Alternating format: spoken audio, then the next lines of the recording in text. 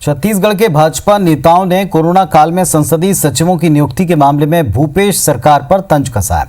उनका कहना है कि गड़बड़ाई अर्थव्यवस्था के माहौल में नवनियुक्त पदाधिकारी कैसे काम करें। उन्होंने सवाल किया, बिना किसी बजट के, बिना अधिकार के ये नियुक्तियां किस काम की? संसदीय सचिव कार्यों के लिए खर्च कैसे कर पाएंगे? संकटकालीन अर्थव्यवस्था के बीच पदाधिकारियों को आजादी कैसे मिलेगी? बीजेपी नेताओं का आरोप है कि कांग्रेस में बढ़ते असंतोष को थामने के लिए संसदीय सचिव और निगम मंडल में अध्यक्ष बना दिए गए। नेता प्रतिपक्ष धर्मलाल कौशिक ने कहा, नेताओं को एडजस्ट तो कर दिया लेकिन संतुष्ट नहीं। इस पर खाद्य मंत्री अमरजीत भगत ने पलटवार किया, कहा जहां चाह वहां राह। उन्होंने कहा कि भाजपा को काम और काम के पीछे का पैसा ही दिखता है, लेकिन कांग्रेस को पद के पीछे सम्मान दिखता है। उन्होंने भाजपा को प्राइवेट लिमिटेड करार दिया। सरकार को खतरा मंडराने लगी है और ये महसूस किया और महसूस करने के बाद में उसको एडजस्ट करने की बात की है, लेकिन ये संतुष्ट नहीं कर सकते। तो आपके सरकार के फंड पैसा ही नहीं है, काम ये क्या करेंगे और बल्कि इससे असंतुष्टि बढ़ेगी। मैं निश्चित रूप से इस बात को कह सकता हूँ। जहाँ चाह है वहाँ राह है। भारतीय जनता पार्टी में और कांग्रेस में यही बेसिक अंतर है। भारतीय जनता पार्टी सीमित लोगों का एक प्राइवेट लिमिटेड कंपनी बन गया था और कहीं भी वित्तीय समस्या नहीं आएगा। तो आर्थिक संकट की बात है या आर्थिक परिवेश की बात है, तो माननीय भूपेश बघेल जी का बहुत ही स्पष्ट निर्देश है कि हमको खर्चे में कटौती की जाए, अपव्यय न हो। तो मेरे सहित जितने भी अध्यक्ष हैं वो इसका कड़ाई से पालन करने वाले हैं।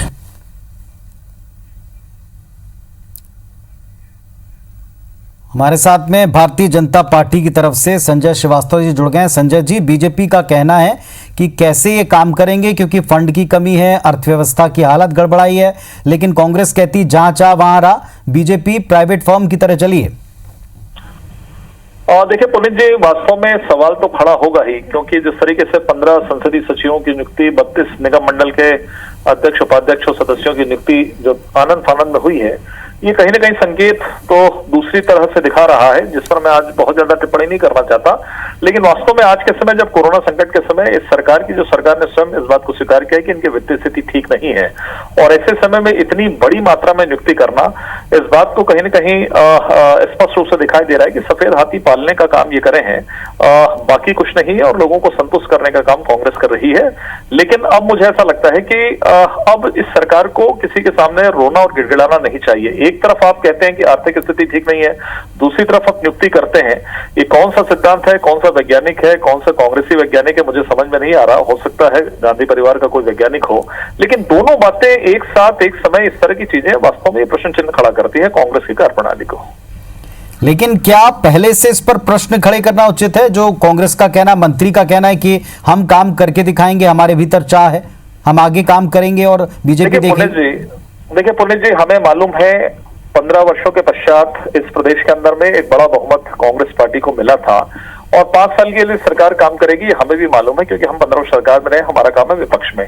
लेकिन ये सरकार काम करने के पहले कहती बहुत ज्यादा, शायद आपको भी याद होगा, इस आईबीसी के अंदर में भी हमने कई बार चर्चाएं की होंगी कि खुद मुख्यमंत्री जी, खुद कांग्रेस की सरकार ने इस बात को कहा था कि जो निगम मंडल घाटे के, हम उनमें नियुक्ति नहीं करेंगे, हम इसकी समीक्षा कर रहे हैं, हम कटौती कर रहे हैं। यहाँ तक कि शासकीय कैलेंडर नहीं छपवा के, डायरी नहीं छपवा के ये पैसा बचा रहे थे।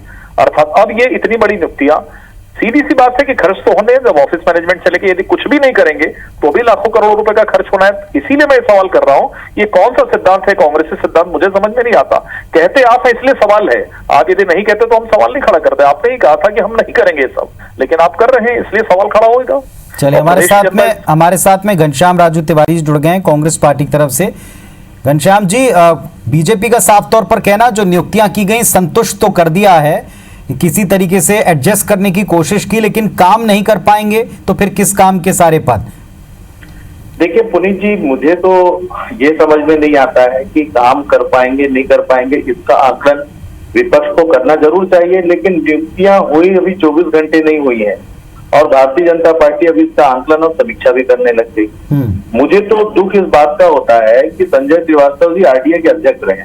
संजय श्रीवास्तव जी प्रदेश भारतीय जनता पार्टी के प्रवक्ता रहे हैं, 15 वर्षों तक सरकार और सत्ता में रहने का इन्हें अनुभव प्राप्त है। और वो जिस प्रकार की बातें कह रहे हैं कि कांग्रेस किस आइडियोलॉजी से और किस विचारधारा से काम कर रही है, भाई कांग्रेस में तो किसी भी नियम को अगर लाया है या किसी भी प्रावधान में अगर नियुक्तियां की है तो वो एक प्रक्रिया है, उस प्रक्रिया के आधार पर नियुक्तियां हुई है। और मैं तो ये कहता हूं कि किसी को अगर अवसर मिला है तो उसके अवसर के लिए कुछ समय देना चाहिए कि उसकी कार्यप्रणाली क्या होती है क्या नहीं होती है, उस पर उंगलियां उठाएं। फंड कहां से लाएंगे, बार बार ये सवाल विपक्ष उठा रहा है। जी पुनीत जी, फंड कहां से लाएंगे, ये विपक्ष का बार बार सवाल है।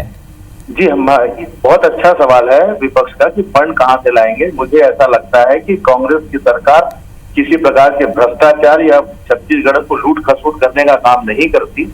जो उनके प्रावधान अधिकार नियम में बने हुए हैं उनके आधारों पर ये सारे काम होंगे और हम तो किसी प्रकार का लाभ के दोहरे पद में संसदीय सचिवों। संजय जी कोई कमेंट करना चाहेंगे इस पर?